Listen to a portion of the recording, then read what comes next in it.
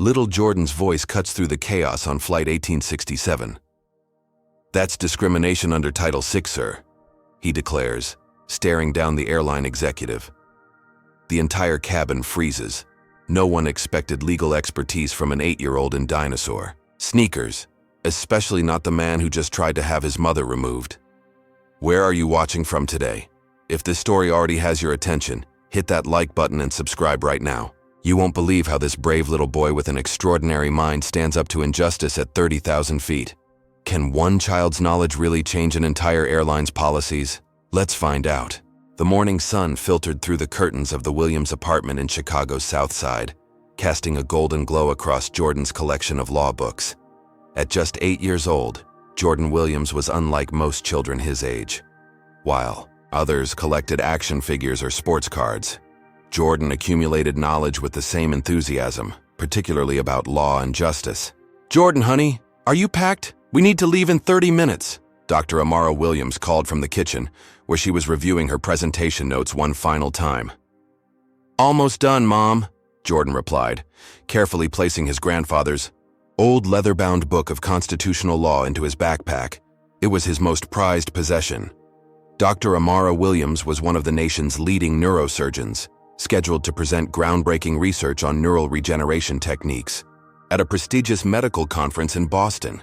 Despite her impressive credentials and groundbreaking work, she frequently encountered skepticism and microaggressions in professional settings, something she tried to shield her son from, though his perceptive nature made this increasingly difficult. Jordan zipped his dinosaur-themed suitcase closed and wheeled it into the living room. At 8, he was small for his age, with bright, intelligent eyes that seemed to absorb everything around him. His passion for law had developed through hours spent watching videos of his late grandfather, a civil rights attorney who had fought numerous discrimination cases in the 1970s and 80s. "Did you pack your inhaler?" Amara asked, tucking her presentation materials into her briefcase. "Yes, and my backup one too." Jordan nodded, patting the front pocket of his backpack. Amara smiled, kneeling to his level. "And are you ready for our tradition?" Jordan's face lit up. Before every major presentation, they had a special ritual. "The night before your big speech, we'll get ice cream with 3 toppings, one for each of us. One for you, one for me, and one for Dad," Amara finished, her voice softening at the mention of her late husband, David, who had passed away 3 years ago from a sudden heart attack. Since then, it had been just the two of them, a tight-knit team navigating the world together. As they gathered their luggage, Amara's phone chimed with an email notification. Her brow furrowed slightly as she read it. "Everything okay?" Jordan asked, noticing the subtle change in his mother's expression. "Just the conference organizers making last-minute changes to the speaker lineup," she said. But Jordan detected the slight tension in her voice. It wasn't the first time she'd been shuffled around in a program despite her seniority. "Is it because of what happened last time?" Jordan asked, referring to an incident 6 months ago when Amara had been mistaken for support staff rather than the keynote speaker at a medical symposium. Amara sighed, tucking her phone away. "The world doesn't always see past the color of our skin, Jordan, but we never let that stop us from excellence, remember? Like Grandpa always said, excellence is the antidote to prejudice," Jordan recited. "That's right," Amara smiled, though her eyes held a weariness Jordan had come to recognize. "But excellence doesn't mean we don't fight for what's right." As they headed out to catch their Uber to O'Hare International Airport, neither could have anticipated how those words would be tested in the hours ahead, nor how Jordan's unusual passion for law would become their unexpected shield against discrimination. The Uber driver raised his eyebrows when Amara specified Terminal 1, first-class check-in. Jordan noticed the look but said nothing, having witnessed such reactions before. He clutched his backpack tighter, feeling the reassuring outline of his grandfather's law books inside. O'Hare International Airport buzzed with the usual morning rush as Amara and Jordan navigated through the crowds toward the check-in counters. Jordan clutched his dinosaur backpack tightly, staying close to his mother as they approached the first-class line. "Excuse me, ma'am, the economy check-in is over there," the airline attendant said without looking up from her computer, gesturing vaguely to the longer lines across the terminal.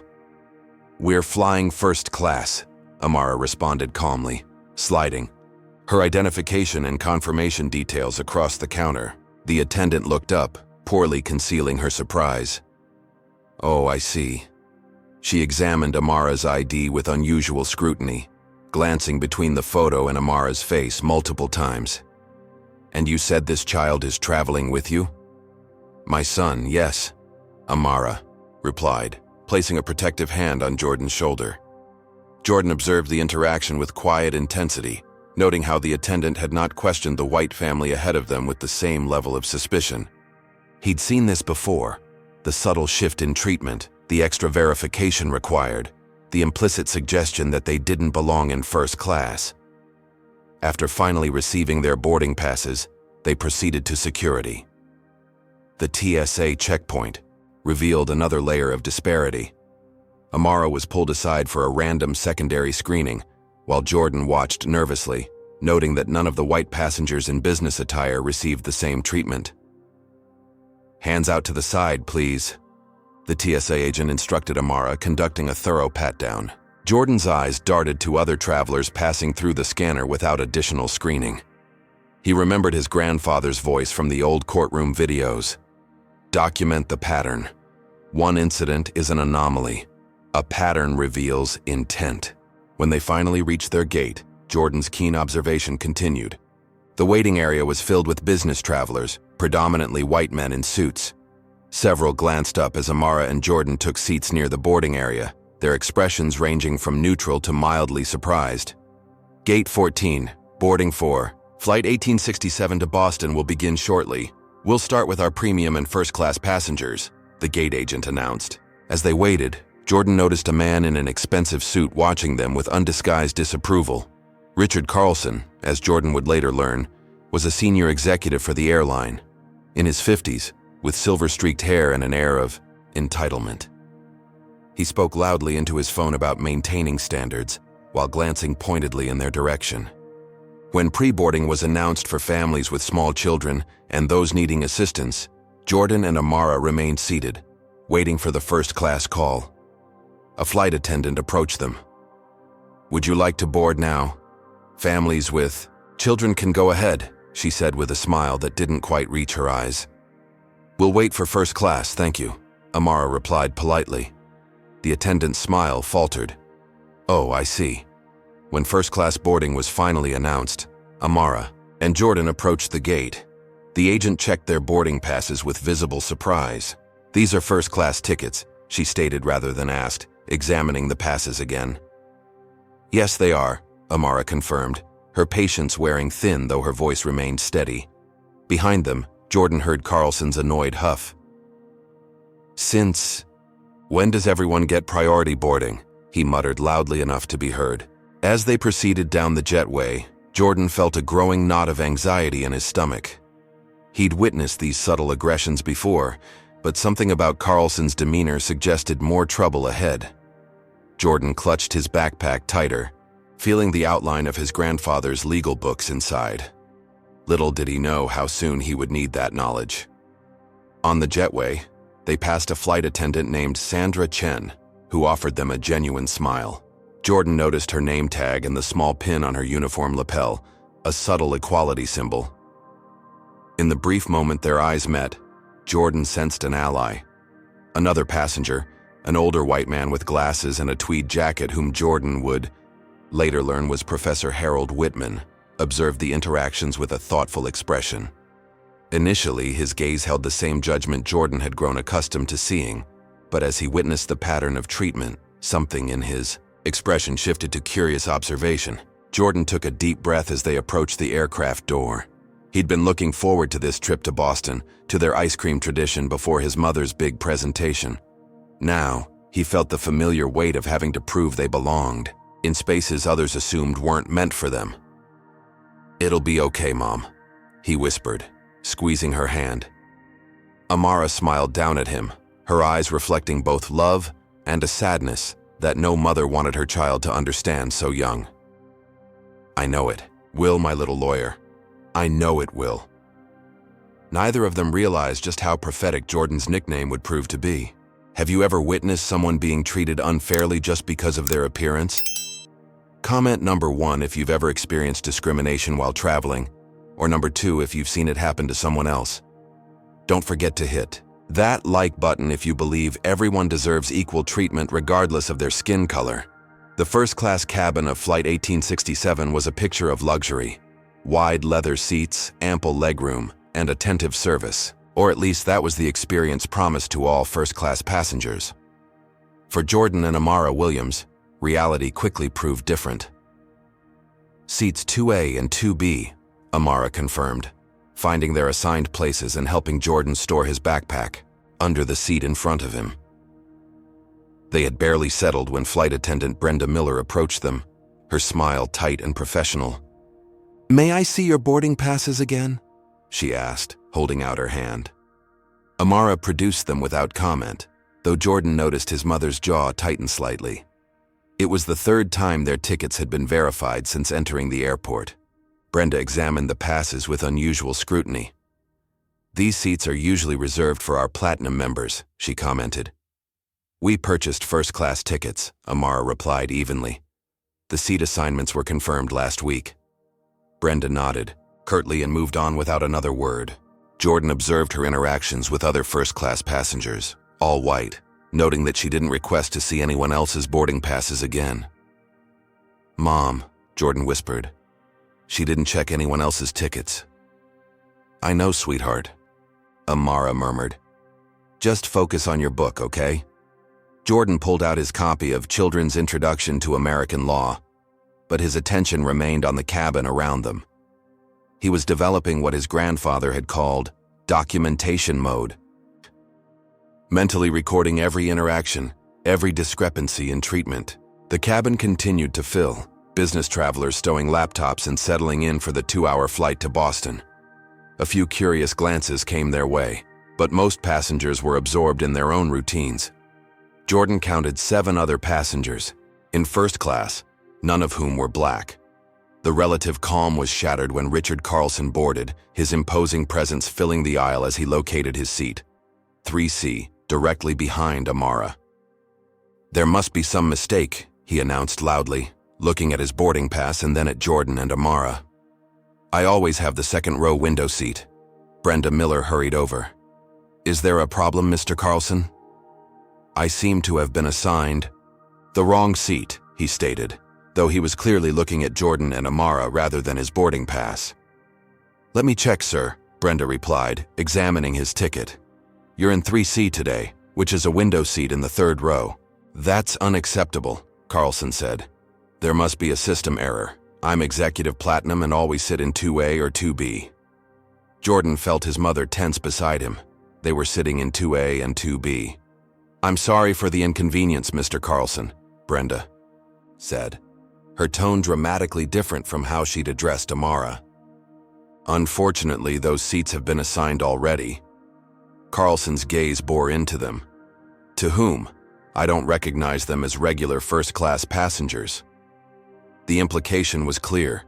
Jordan felt his cheeks burn, but he remained silent, watching and remembering. "Sir, I've paid for these seats," Amara stated calmly but firmly. "We have our assigned boarding passes, which have been checked multiple times." Carlson scoffed. "I find it hard to believe these seats weren't available when I booked. I fly this route weekly." "Perhaps you booked later than usual," Amara suggested, her professional composure intact despite the obvious confrontation. "Or perhaps there's been a misunderstanding about the appropriate seating arrangements," Carlson replied, his tone making the real meaning clear to everyone within earshot. Jordan noticed other passengers shifting uncomfortably. Some pretended to be absorbed in magazines or phones, while others watched the interaction with undisguised interest. No one intervened. Brenda seemed torn between placating the executive and upholding the correct seat assignments. "Mr. Carlson, while I understand your preference, I'm afraid the system shows these seats were booked by Dr. Williams. Would you like me to see if there's another first-class seat you might prefer instead of 3C? "No," he said shortly. "I'll take my assigned seat. This time." The emphasis on the last 2 words felt like a threat. Jordan watched as Carlson deliberately brushed against his mother's shoulder while storing his bag overhead. Then, accidentally spilled some of his complimentary pre-flight water on Amara's sleeve as he settled in behind them. "Oh, my apologies," he said without sincerity. "Some people just aren't accustomed to how things work up here in first class. It can be quite an adjustment when you're out of your element." Amara dabbed at her sleeve with a napkin, her face a mask of dignity. But Jordan could see her hands trembling slightly, not from fear, but from the effort of containing her justified anger. "We're perfectly familiar with first class, sir," Jordan found himself saying, his voice small but clear. "My mom flies to medical conferences all the time. She's a neurosurgeon." Carlson's eyebrows rose. "Is she now? How inspiring." The condescension in his voice made Jordan's stomach knot. He recognized this technique from his grandfather's cases. The coded language, the subtle ways to demean without using explicitly racist terms. It was designed to make the victim seem oversensitive if they objected. "It would be inspiring if people knew their place and worked their way up properly," Carlson continued, ostensibly speaking to Brenda but loud enough for nearby passengers to hear. Standards seem to be slipping everywhere these days. Jordan's mind was racing, cataloging every microaggression, every thinly veiled insult. His grandfather had taught him that documentation was the first step in confronting discrimination. And though he was only 8, Jordan Williams was already building his case. What would you do if you were witnessing this situation unfold? Comment number 3 if you would speak up, or number 4 if you think it's better to mind your own business. Has discrimination on transportation become so normalized that we don't even recognize it anymore? Let's see what happens next as this tension continues to build at 30,000 feet. The pre-flight safety demonstration began, but the tension in first class only intensified. Richard Carlson continued his campaign of subtle harassment, repeatedly pressing his call button to summon Brenda for trivial requests. "The proximity to certain passengers is making me uncomfortable," he stated loudly during one such interaction. "Is there any possibility of a seating rearrangement before takeoff?" Brenda glanced nervously at Amara and Jordan. "The flight is fully booked, Mr. Carlson. I'm afraid options are limited." "Then perhaps you should consider who might be more flexible about seating," he suggested. "Some passengers might be more accustomed to accommodations in other sections of the aircraft." Jordan felt his mother's hand tighten around his. Her face remained composed, but he could sense her rising frustration. Around them, other passengers shifted uncomfortably, some pretending not to hear while others watched with undisguised interest. "Sir," Amara said quietly but firmly, "my son and I have valid tickets for these seats. We have no intention of moving." Carlson leaned forward. "Do you know who I am?" "Should I?" Amara replied evenly. "Richard Carlson, Senior Vice President of Customer Experience for this airline," he said, his voice carrying an unmistakable threat. "I'm quite familiar with our policies regarding passenger reassignment when there are issues." The implication hung in the air. Jordan's eyes widened as he processed what was happening. This wasn't just an entitled passenger. This was someone with actual power within the airline itself. Flight attendant Sandra Chen passed by, pausing as she observed the interaction. Jordan noticed her discreetly tapping something on her phone, before continuing down the aisle. "Is there a problem here?" A new voice entered the conversation. The captain, a middle-aged white man with graying temples and 4 stripes on his shoulders, stood in the aisle. "Captain Reynolds," Carlson greeted him with sudden cordiality. "Just a seating misunderstanding. These passengers seem to have been assigned to seats typically reserved for our executive platinum members." Captain Reynolds glanced at Amara and Jordan, his expression unreadable. "I see. We have valid first-class tickets for these specific seats," Amara explained, her voice steady despite the mounting pressure. "We've been asked to verify them multiple times already." "I understand, ma'am," the captain replied, though his tone suggested otherwise. "However, if there's a situation developing that could delay our departure." "There's no situation unless one is being created," Amara responded firmly. The captain cleared his throat. "Perhaps for the comfort of all passengers, a simple solution might be best. We have seats available in economy that would allow your son more room to move around during the flight." Jordan couldn't believe what he was hearing. The captain was suggesting they voluntarily downgrade despite having paid for first class. "We'll remain in our assigned seats, thank you," Amara stated, the slight tremor in her voice betraying her anger. Carlson smiled thinly. "Captain, as an executive of this airline, I must point out that we have protocols for handling potentially disruptive passengers." "Disruptive?" Amara echoed in disbelief. "We've done nothing but sit in our assigned seats.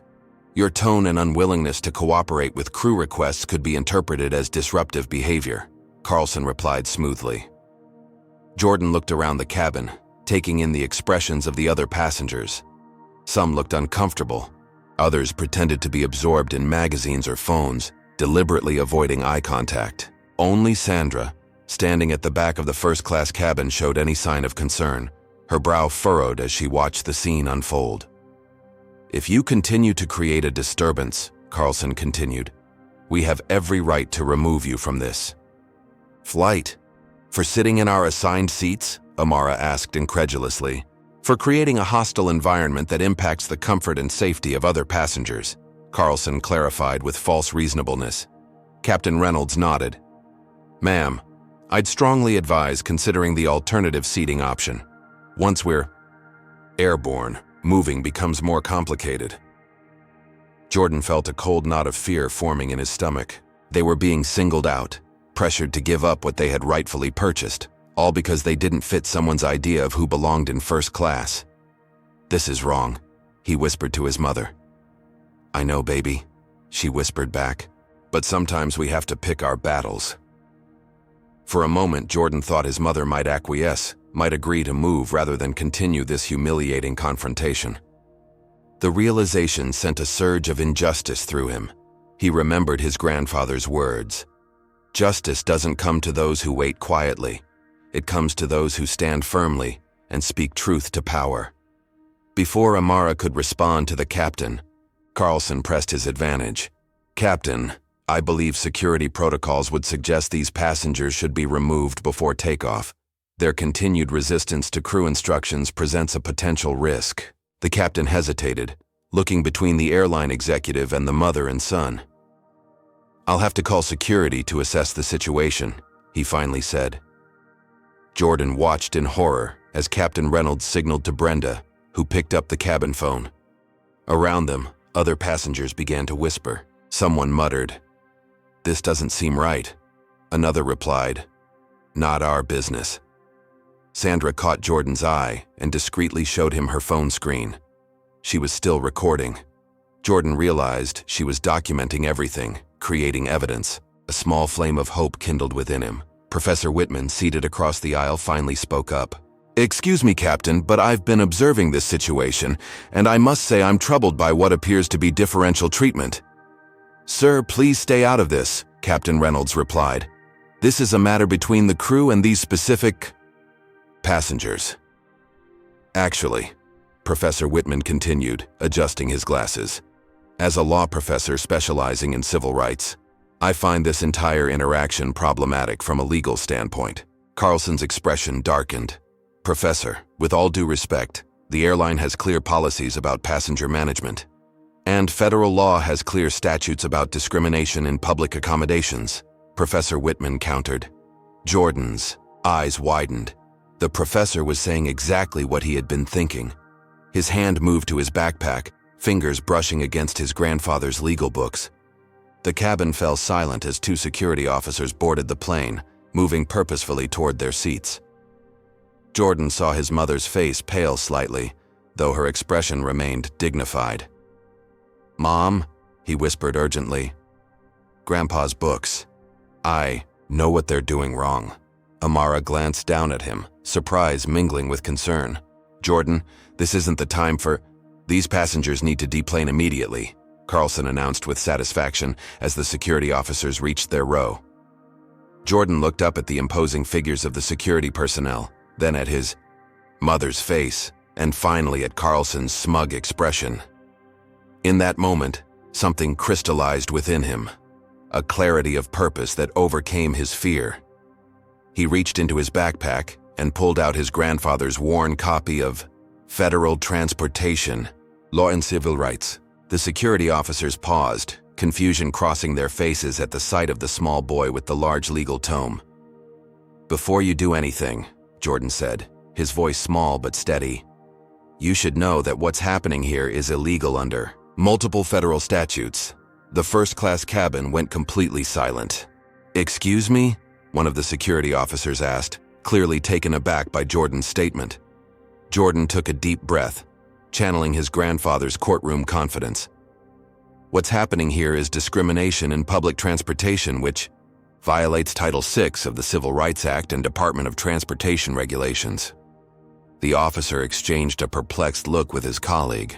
Carlson let out a derisive laugh. "Young man, this is hardly the time for playground games," he said dismissively.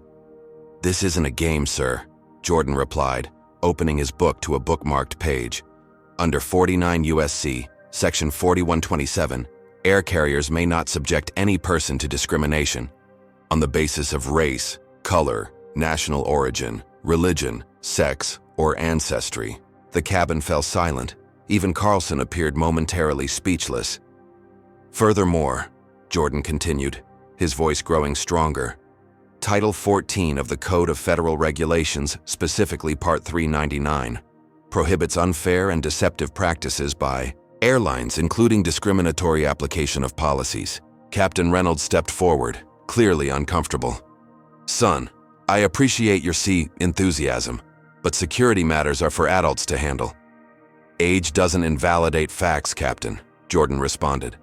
"And the facts are that my mother and I have valid first-class tickets for these specific seats. We've been asked to verify them multiple times when other passengers weren't. We've been suggested to move to economy despite having paid for first class. And now we're being threatened with removal for being disruptive when all we've done is insist on receiving the service we purchased." Amara placed a protective hand on Jordan's shoulder, but her eyes shone with unmistakable pride. "The boy is right," Professor Whitman interjected. "I've been observing this entire interaction, and there appears to be a clear pattern of disparate treatment." One of the security officers, a middle-aged black man whose name tag read Thompson, looked increasingly uncomfortable. "Captain, what exactly was the nature of the disturbance requiring our intervention?"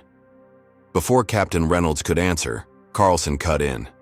"These passengers have been uncooperative and disruptive to the boarding process." "How specifically?"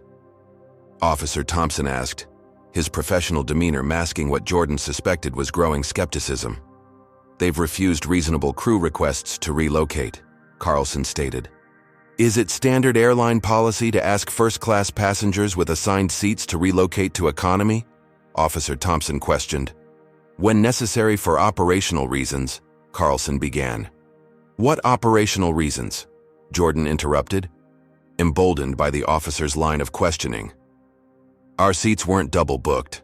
The only operational reason seems to be that Mr. Carlson doesn't think we look like we belong in first class." Gasps and murmurs rippled through the cabin. Jordan noticed several passengers had their phones out now, recording the confrontation. "That's absurd," Carlson sputtered. "This has nothing to do with what, sir?" Jordan pressed. "With the fact that we're black? Because from my observation, we're the only black passengers in first class, and we're also the only ones who've been repeatedly asked to verify our tickets, suggested to move to economy, and now threatened with removal." Sandra stepped forward. "I can confirm that what the child is saying is accurate. I've been documenting the different treatment they've received compared to other passengers." She held up her phone, indicating she had evidence. Captain Reynolds looked increasingly concerned. "Perhaps we should discuss this off the aircraft." "No," Amara stated firmly. "We are not leaving these seats. My son and I have done nothing wrong, and we will not be treated as if we have." Officer Thompson turned to his colleague. "Johnson, I don't see any security issue here requiring passenger removal." "But the captain requested," the second officer began. "Based on what appears to be discriminatory application of airline policies," Thompson interrupted. "We need to be very careful here." Jordan felt a surge of hope. He flipped to another section in his book. "In Meritor Airlines versus Hendricks 2018, The court ruled that selective enforcement of airline policies based on protected characteristics constituted illegal discrimination, even when framed as customer comfort or operational necessity. Professor Whitman's eyebrows rose appreciatively. That's correct. The case established that seemingly neutral policies applied in a discriminatory manner violate federal law. I've never heard of that case, Carlson challenged. That doesn't make it any less real or binding, sir, Jordan replied calmly. More passengers were openly recording now.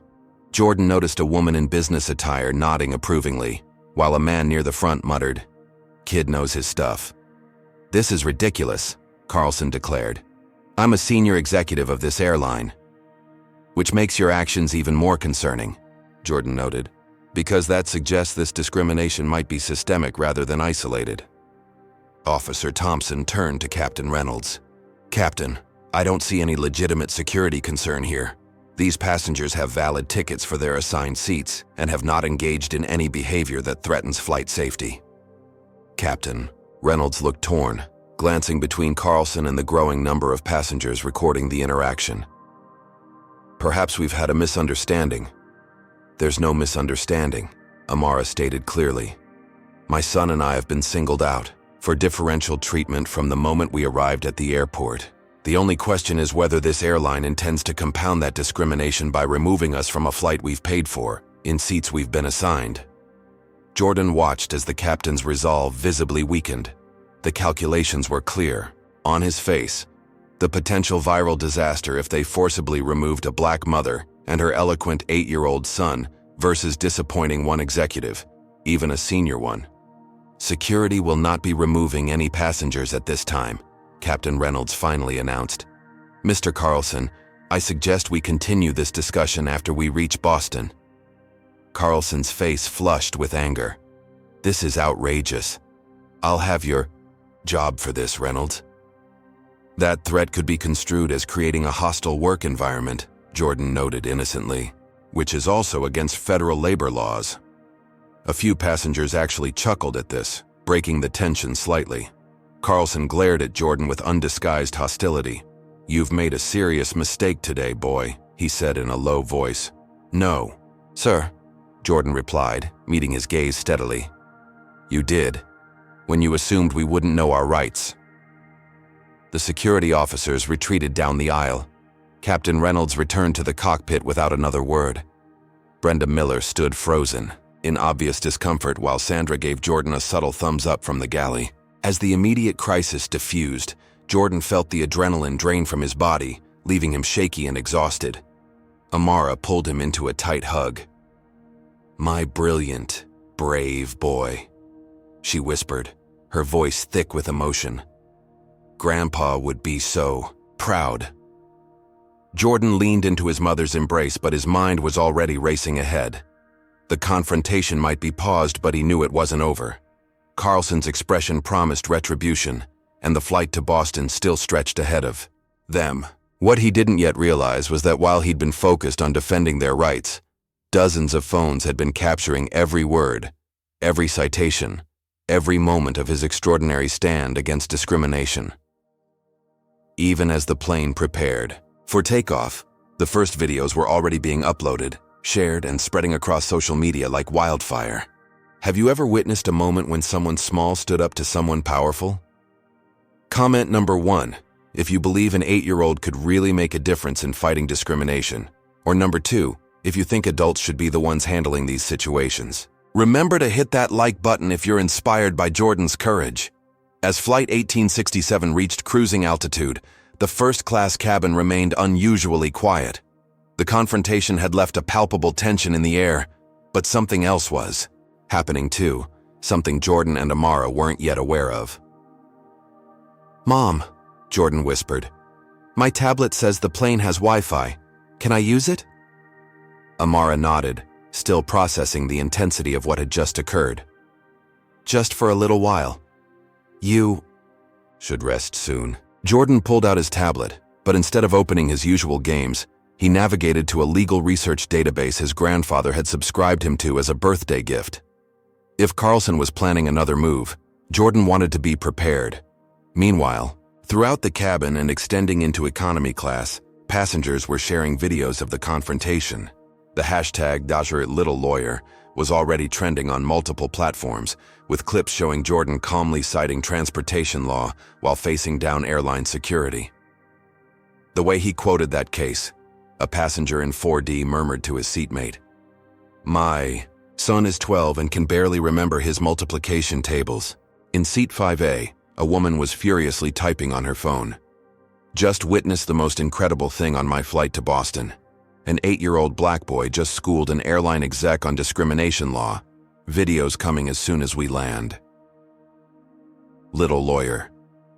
Airline discrimination. Carlson, noticing the activity, grew increasingly agitated. He beckoned Brenda over. "People are recording and posting about this situation," he hissed. "This is a violation of privacy and airline policy. You need to make an announcement prohibiting further recordings." Brenda looked uncertain. "Sir, I'm not sure we can enforce that at this point." "I am a senior vice president of this airline," Carlson reminded her harshly. "Make the announcement." As Brenda reluctantly moved to the cabin phone, Sandra intercepted her. "The captain wants to speak with you first," she improvised, guiding Brenda toward the cockpit. Jordan, oblivious to the social media storm brewing around him, continued his research. He pulled up additional cases on transportation discrimination, bookmarking relevant precedents. On his screen was a detailed analysis of passenger rights that would have challenged many law students, let alone an 8-year-old. "Excuse me," a soft voice interrupted his concentration. A teenage girl from economy class stood in the aisle. "Are you the boy who stood up to that executive with all the law stuff?"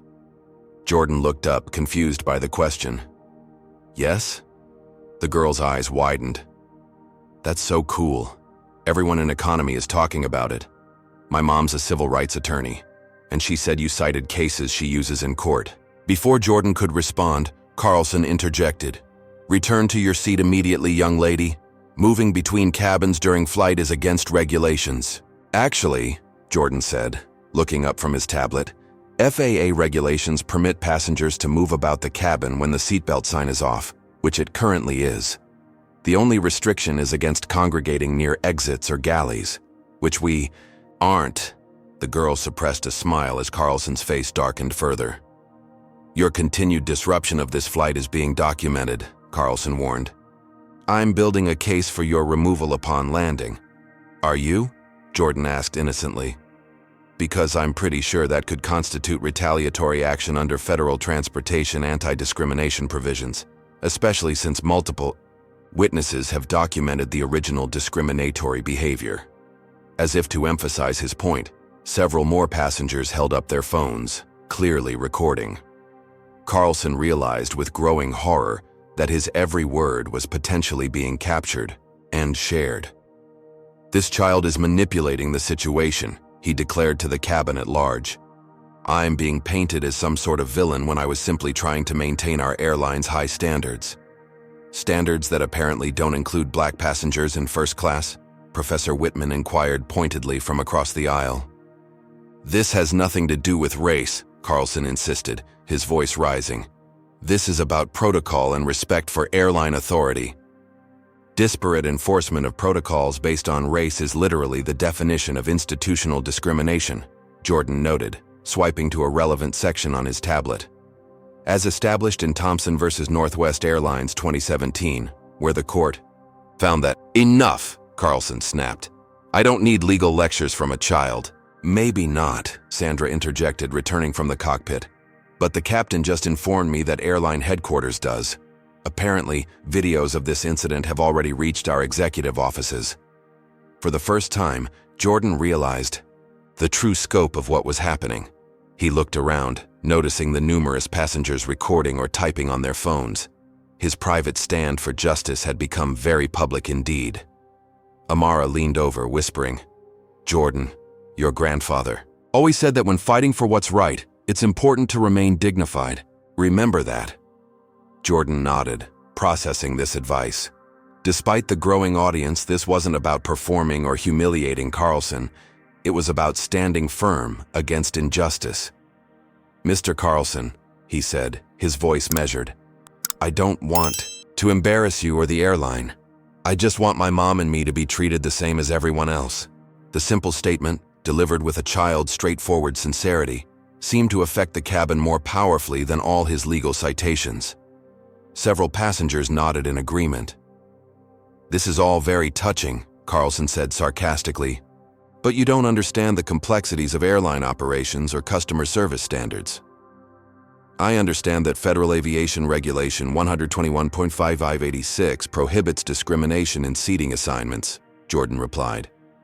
"And I understand that Title VI enforcement applies to airlines as recipients of federal funds through airport usage, air traffic control services, and various subsidy programs." The teenage girl who had approached earlier let out a low whistle of appreciation. Dang, he really knows his stuff. Carlson, realizing he was losing control of the narrative, changed tactics. "I apologize if there's been any misunderstanding," he said loudly, clearly playing to the recording devices. "Our airline values all our passengers equally. If there was any perception of differential treatment, that was certainly not the intent." "Intent isn't required for a finding of discrimination," Jordan noted. "Impact is the legal standard." Professor Whitman coughed to hide a laugh. The boy is correct again. Disparate impact doesn't require discriminatory intent to be legally actionable. Carlson's phone chimed with an incoming message. As he read it, the color drained from his face. He excused himself abruptly and headed toward the rear of the plane, phone pressed to his ear. In his absence, the atmosphere in the cabin shifted dramatically. Several passengers approached to express their admiration. "You were amazing," a woman in a business suit told Jordan.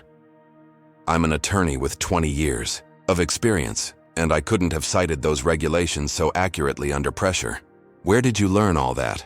another passenger asked. Jordan held up his grandfather's book. "My grandpa was a civil rights lawyer. He taught me that knowing your rights is the first step to protecting them." As he explained his unusual interest in law, Jordan gradually relaxed. The terror of the confrontation began to fade, replaced by a growing sense of accomplishment. He'd stood his ground, protected his mother, and perhaps made a small difference in how this airline might treat passengers in the future. What Jordan didn't yet realize was just how far-reaching that difference would be. In the world beyond Flight 1867, Little Lawyer was rapidly becoming the top trending topic nationwide. News organizations were already contacting passengers for footage and interviews. By the time they landed in Boston, Jordan Williams would no longer be just a precocious 8-year-old with an unusual passion for law. He would be a symbol of resistance against everyday discrimination. Are you amazed by how quickly Jordan's stand for justice spread beyond the airplane? Comment number 3 if you think social media can be a powerful tool against discrimination. Or number 4 if you believe these viral moments don't create lasting change. The story isn't over yet. What do you think will happen when they finally land in Boston? Let's find out. The remainder of the flight proceeded in relative calm, though far from normal. Richard Carlson remained absent from the first-class cabin, reportedly engaged in tense phone conversations from the rear galley. Flight attendant Sandra Chen had taken over service for Jordan and Amara's section, treating them with the warmth and respect they deserved from the beginning. "We'll be beginning our descent into Boston Logan International in approximately 20 minutes, Captain Reynolds announced over the intercom, his voice noticeably more subdued than earlier. Jordan looked out the window at the clouds below, trying to process everything that had happened. The adrenaline had worn off, leaving him tired, but still vigilant. He wasn't convinced the confrontation was truly over. "Are you okay, sweetheart?" Amara asked, gently squeezing his hand. "I think so," Jordan replied. "Are you mad at me for speaking up?" Amara's eyes widened in surprise. "Mad? Jordan, I'm incredibly proud of you. You stood up not just for us, but for every person who's ever been made to feel they don't belong somewhere because of how they look."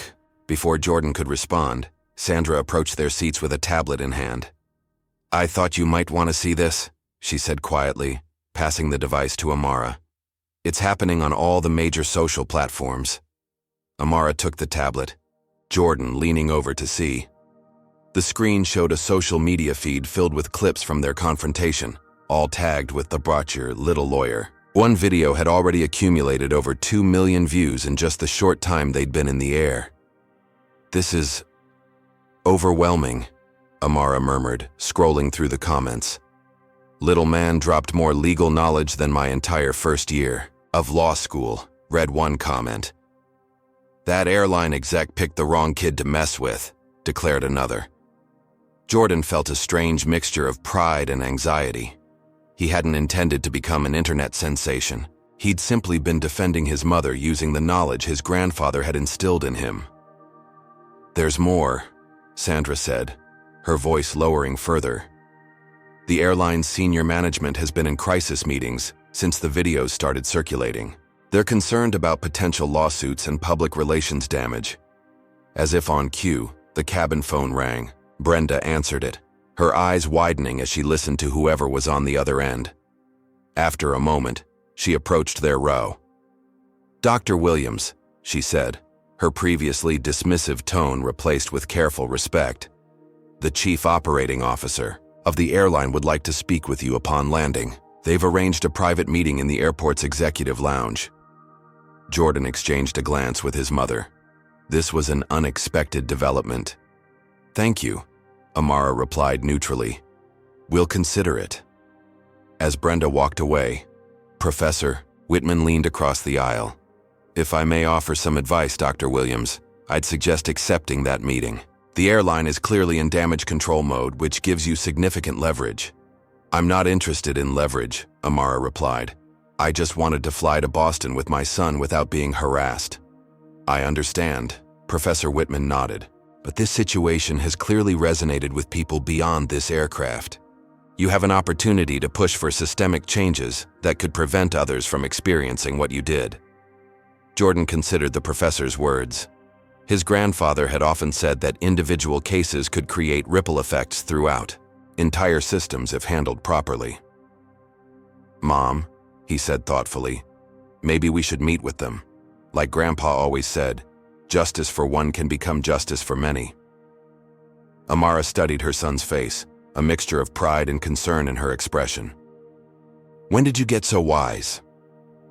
As the seatbelt signs illuminated for landing, there was a commotion from the rear of the cabin.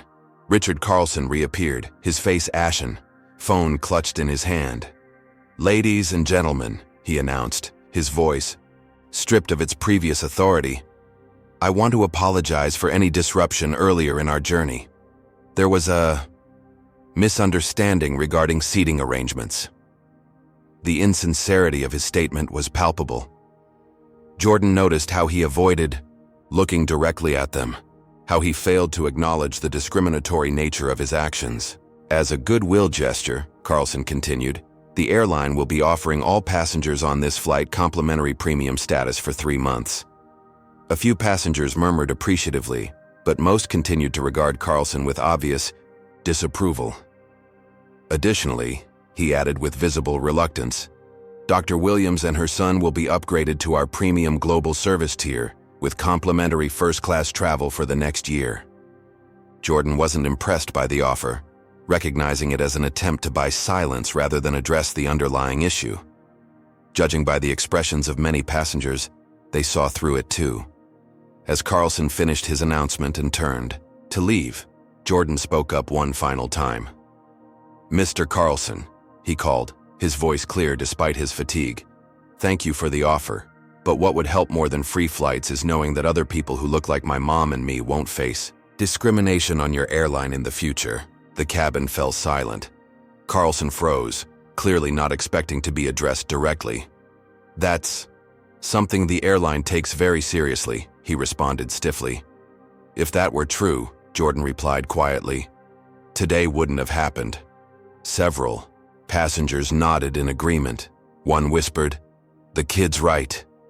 Before Carlson could formulate a response, the aircraft touched down on the runway, the jolt of landing providing a convenient end to the conversation. As the plane taxied to the gate, an unusual announcement came over the intercom. "Ladies and gentlemen, this is Captain Reynolds. I've been instructed to inform you that Mr. Richard Carlson will be deplaning separately from the main passenger group. Those needing to make connections will not be delayed." Jordan's eyes widened in surprise. Sandra, passing by to check that their seatbelts remained fastened during taxiing, leaned down to whisper, "They're removing him from the flight first to avoid further incidents. The CEO called personally to order it." As the aircraft reached, the gate and the seatbelt signs switched off. Passengers began gathering their belongings. Unlike the usual rush to deplane, however, most remained seated, watching as two men in executive attire boarded the aircraft and escorted Carlson off, without further comment. "Mom," Jordan whispered. "Is he getting fired?" "I don't know, sweetheart," Amara replied. "But it seems the airline is finally taking this seriously." As they prepared to deplane, passengers approached them one by one. A businessman handed Amara his card. "I'm on the board of a hospital network. We need neurosurgeons with your credentials and courage." A woman introduced herself as a documentary filmmaker. "Your son's story needs to be told. Would you consider an interview?" "Professor." Whitman offered his hand to Jordan. "Young man, if you're still interested in law when you're older, Harvard Law School would be lucky to have you. Here's my card." Jordan accepted the business card with wide eyes, reading, "Professor Harold Whitman, Constitutional Law, Harvard Law School." As they finally made their way down the jetway, Jordan was startled to see a small crowd gathered in the terminal, many holding phones aloft. Some were clearly journalists. Others appeared to be ordinary people drawn by the spreading story. "Dr. Williams, Jordan, how does it feel to stand up against discrimination?" someone called out. "Jordan, will you be pursuing a career in law? Is it true you cited case law from memory?" Amara pulled Jordan closer, shielding him from the unexpected. "Attention. No questions right now, please. My son is only 8 years old." As they navigated through the terminal, airline representatives appeared, guiding them toward a private lounge. Inside waited a group of executives, their expressions a mixture of concern and damage control calculation. "Dr. Williams, Jordan," a distinguished woman in her 50s greeted them. "I'm Patricia Montgomery, Chief Executive Officer of the airline. On behalf of our entire company, I want to personally apologize for your experience today."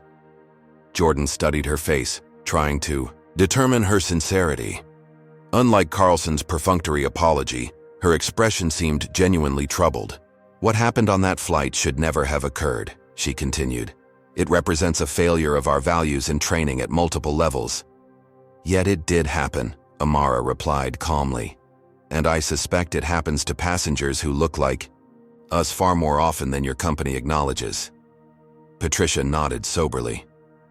"You're right, and that's exactly what I'd like to discuss with you.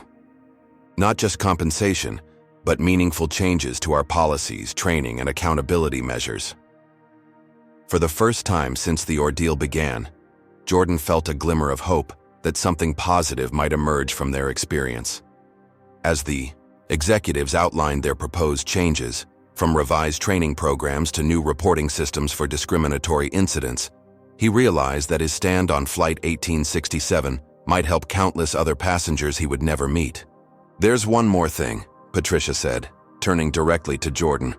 "Your knowledge of transportation law and passenger rights is extraordinary. We'd like to invite you to consult with our policy team on making our anti-discrimination materials more accessible and understandable for all passengers." Jordan looked to his mother for guidance. Amara smiled encouragingly. "I'd like that," Jordan replied. "Grandpa always said knowledge only matters if it helps people." As they left the meeting an hour later, having secured commitments for substantive changes rather than just personal compensation, Jordan felt a sense of accomplishment unlike anything he'd experienced in his young life. This wasn't just about one flight or one incident. It was about changing a system that had allowed discrimination to persist. What neither Jordan nor Amara fully realized yet was how far-reaching the impact of Flight 1867 would become. Outside the airport, their story was still spreading, touching people who had experienced similar treatment but lacked the knowledge or platform to challenge it. The little boy with the law books and the courage to use them was becoming something much bigger than himself, a symbol of resistance against everyday injustice. The next morning dawned clear and crisp in Boston. Jordan awoke in their hotel suite, momentarily disoriented before remembering the events of the previous day. He reached for the remote control and turned on the television, only to freeze in, shock at what he saw. There on the screen was his own face, recorded during the confrontation on Flight 1867. The caption below read, "8-year-old legal prodigy stands against discrimination." "Mom," he called, his voice cracking with surprise. Amara emerged from the bathroom, hair wrapped in a towel. She stopped short when she saw the news broadcast. "Oh my goodness," she murmured, sitting beside Jordan on the bed. The news anchor was speaking, continuing to trend across social platforms. The videos, which show 8-year-old Jordan Williams citing transportation law and civil rights regulations, have been viewed over 20 million times since yesterday afternoon. They watched in stunned silence as clips from the flight played, interspersed with legal experts commenting on the accuracy of Jordan's citations and the implications for airline discrimination policies. "You've become famous overnight, sweetheart," Amara said, her tone a mixture of pride and concern. Jordan's phone chimed with an incoming message, an email from his school principal back in Chicago, congratulating him on his courage and asking if he would speak to the student body about standing up for justice when he returned. "I just wanted them to treat us fairly," Jordan said quietly. "I didn't mean to become this."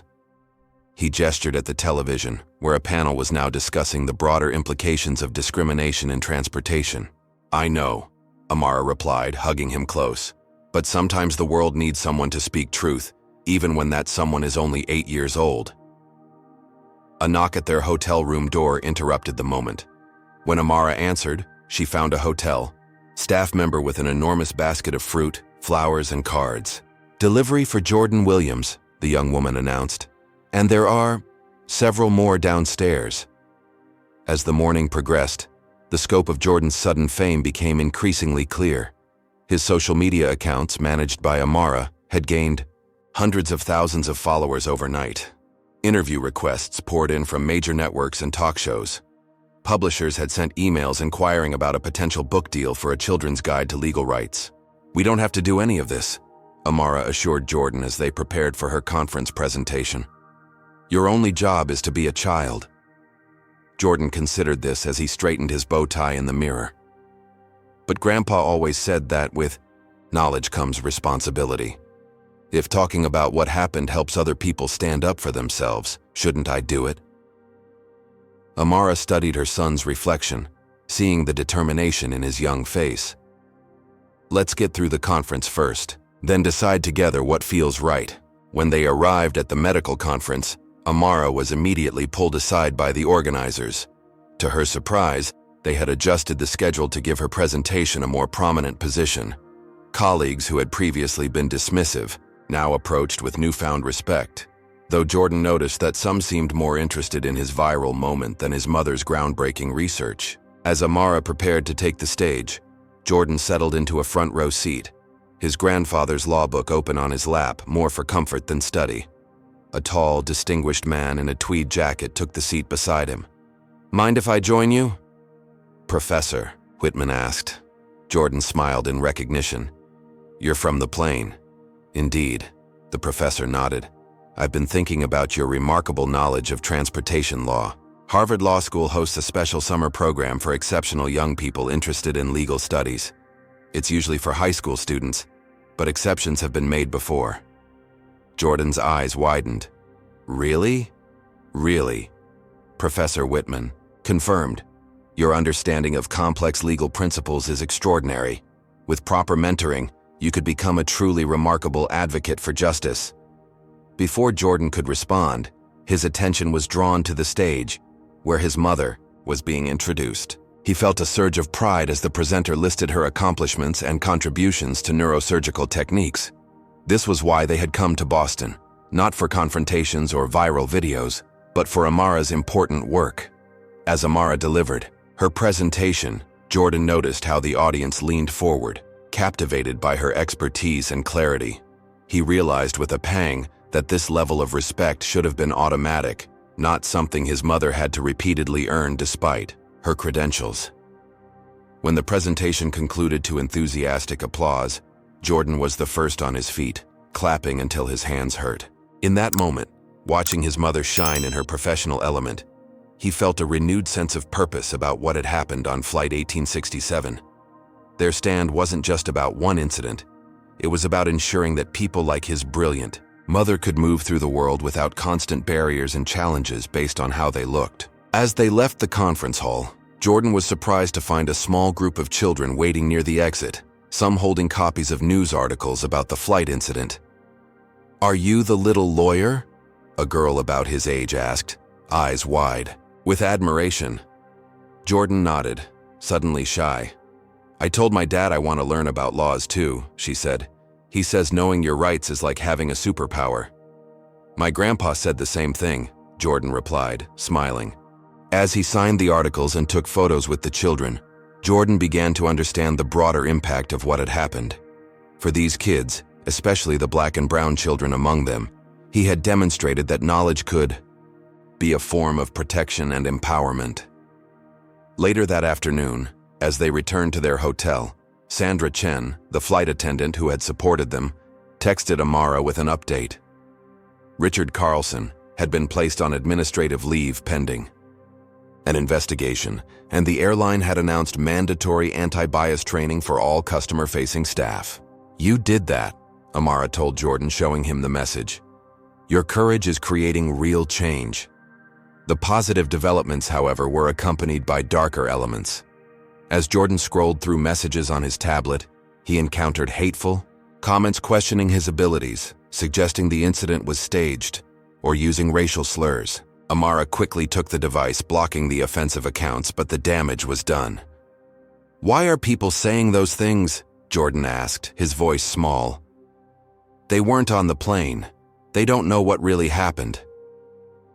Amara sat beside him, choosing her words carefully. "Some people feel threatened when they see someone like you, young, black, and brilliant, challenging systems that have benefited them. It's easier for them to deny your abilities than to confront the unfairness you're exposing." As they processed this difficult reality, Jordan's tablet chimed with an incoming video call from his best friend back in Chicago. "Jordan, you're famous," Miles exclaimed as soon as the connection established. "Everyone at school is talking about you standing up to that airline guy. Ms. Peterson showed us the video in social studies." Despite his mixed emotions about the attention, Jordan couldn't help smiling at his friend's excitement. "It's kind of weird," he admitted. "I was just using what Grandpa taught me." "Well, it's awesome," Miles declared. "And guess what? My dad got stopped at the airport yesterday for a random security check, and he actually asked if they were following proper TSA protocols or discriminating. He said you inspired him." This revelation affected Jordan deeply. The idea that his actions had empowered others to question unfair treatment felt more meaningful than all the media attention combined. As the day progressed, more stories arrived through various channels: emails, social media messages, and texts to Amara. People shared their own experiences with discrimination in travel and public accommodations, many expressing how Jordan's stand had given them courage to speak up or seek recourse. A law professor from Georgetown University sent a detailed email analyzing the legal principles Jordan had cited, concluding, "Your son's understanding of transportation discrimination law would be impressive in a second-year law student, let alone a child his age. His instinctive application of these principles under pressure demonstrates not just knowledge, but wisdom." By evening, the airline had released an official statement acknowledging the incident and outlining steps they would take to address discriminatory practices, including hiring an independent civil rights auditor to review their policies and procedures. As Jordan prepared for bed, exhausted from the emotional roller coaster of the past 36 hours, he found himself reflecting on his grandfather's legacy. The books that had seemed like strange gifts for a child had become tools of empowerment at a crucial moment. Knowledge, carefully cultivated and courageously applied, had created a ripple effect far beyond what he could have imagined. "Mom," he said as Amara tucked him in, "I think I know what I want to do when I grow up." "Let me guess," She smiled. A lawyer? Jordan nodded solemnly. But not just any lawyer. I want to help kids learn about their rights, so they never feel powerless when someone tries to treat them unfairly. Amara kissed his forehead, eyes shining with tears of pride. Your grandfather would say you've already begun that work.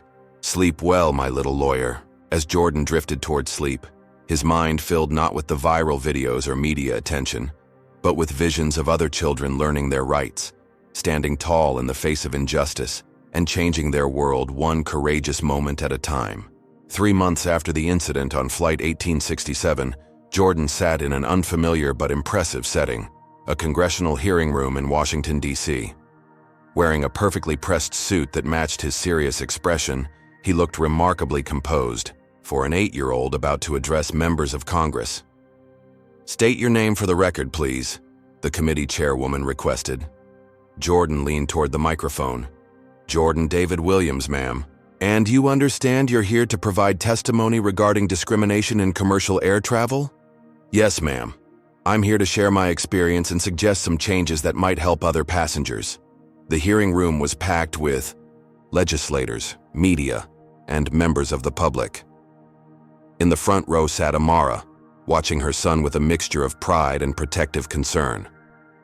Beside her was Professor Whitman, who had helped prepare Jordan for this testimony, and Sandra Chen, whose SI video evidence had been crucial in documenting the incident. Please proceed with your statement, Mr. Williams, the chairwoman directed. Jordan took a deep breath and began recounting the events of Flight 1867, his clear voice carrying throughout the chamber. He described the pattern of differential treatment, the escalating confrontation, and the legal principles that had informed his response. What happened to my mom and me isn't unique, Jordan explained. Since that day, we've received thousands of messages from people who've experienced similar discrimination. The difference is that most of them didn't know what regulations protected them or how to effectively assert their rights. As Jordan outlined his recommendations for strengthening anti-discrimination protections in air travel, the committee members listened with rapt attention. His suggestions were practical and insightful. Clearer passenger rights information, mandatory reporting of discrimination complaints, independent oversight of airline compliance, and standardized training for airline staff. When he finished his prepared statement, there was a moment of silence before the chairwoman spoke. Mr. Williams, in my 20 years on this committee, I've rarely heard testimony as clear and compelling as yours, especially not from someone who still watches cartoons. Gentle laughter rippled through the hearing room, breaking the tension. Thank you, ma'am, Jordan replied with a small smile. I do still watch cartoons. But my grandpa taught me that understanding our rights isn't just for adults. The legislative hearing was just one element of the broader changes catalyzed by what had now become known nationally as the Little Lawyer Incident. The airline, recognizing both the legal liability and public relations opportunity, had implemented Jordan's Rule, a comprehensive anti-discrimination protocol requiring staff to document and review any situation where passengers were asked to change seats or accommodations. Richard Carlson had not returned to his executive position. Though the airline never publicly announced his termination, industry insiders confirmed he had been asked to resign. The incident had exposed not just one man's prejudice, but systemic issues within the company culture he had helped shape. For Jordan, the months following the viral moment had been a whirlwind of unexpected opportunities and challenges. He had appeared on major talk shows, been featured in children's magazines, and received invitations to speak at schools across the country. With Amara's careful guidance, he accepted only those opportunities that aligned with their values and protected his childhood. The most meaningful project, from Jordan's perspective, was the YouTube channel he had started with his mother's help. Know Your Rights, Kids. Each week, he explained different legal concepts in child-friendly language, often bringing in experts to discuss topics ranging from school discipline rights to interactions with authorities. Today, we're talking about something really important, Jordan explained in his latest video. What to do if you see someone else being treated unfairly because of how they look. The channel had quickly gained over 1 million subscribers, with teachers incorporating the videos into civics education nationwide. Jordan's gift for making complex legal concepts accessible to young minds had found its perfect expression. Not all consequences of their sudden fame had been positive, however. Online trolls continued to target Jordan and Amara with racist comments and threats. Security concerns had necessitated changes to their daily routines, and Amara had transferred Jordan to a private school with better privacy protections. "Do you ever wish we'd just moved to different seats that day?" Jordan asked his mother, one evening as they reviewed comments on his latest video. Amara considered the question carefully. "Sometimes I worry about the pressure it's put on you. But no, I don't regret standing our ground. What about you?" Jordan thought about the congressional testimony, the YouTube channel, the letters from children who said his videos had helped them understand their rights. He thought about the airline's new policies and the training programs that might prevent others from experiencing what they had. "No," he said finally. "Grandpa always said that justice only works when people are brave enough to demand it. I'm glad we were brave together."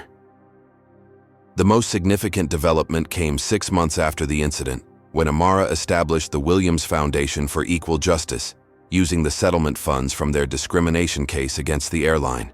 The foundation provided legal resources and education to underserved communities, with a special focus on teaching children about their constitutional rights.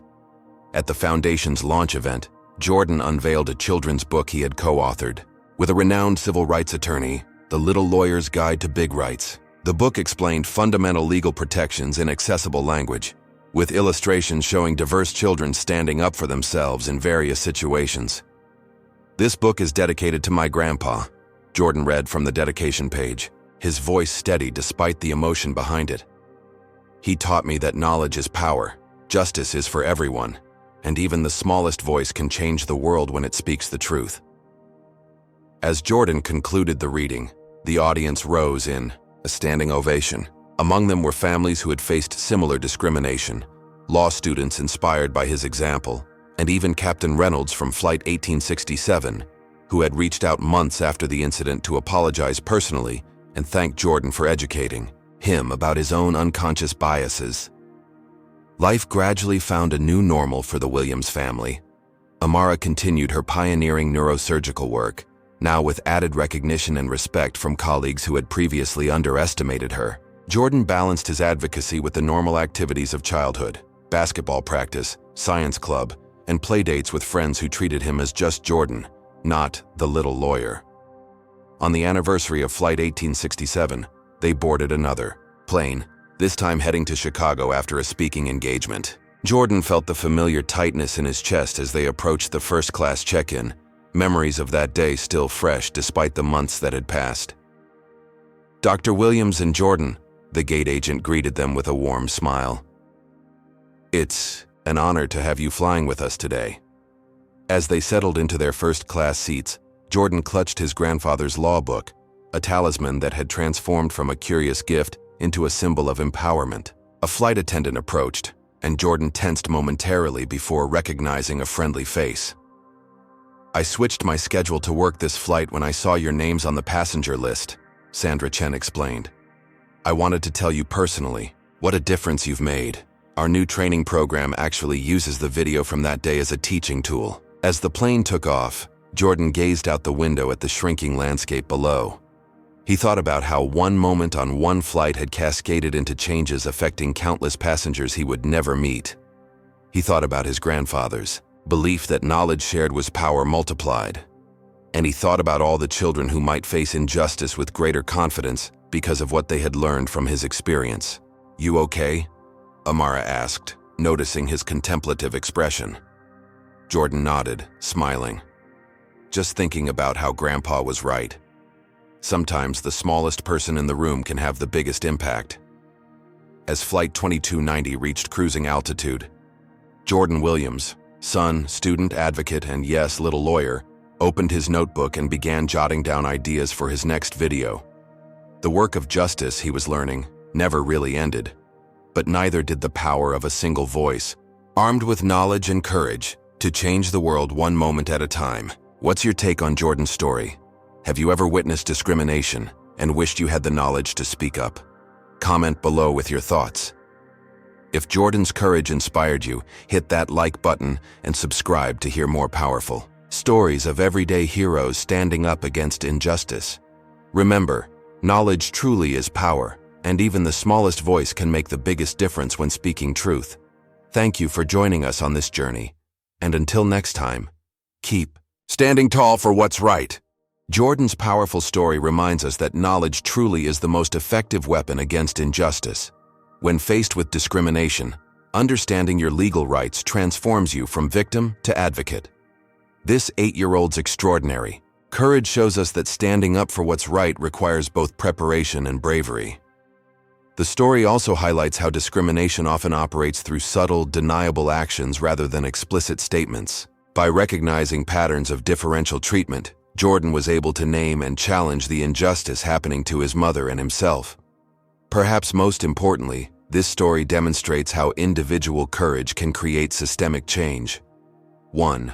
Child's stand on a single flight led to new airline policies, congressional testimony, and educational resources that benefit countless others facing similar discrimination.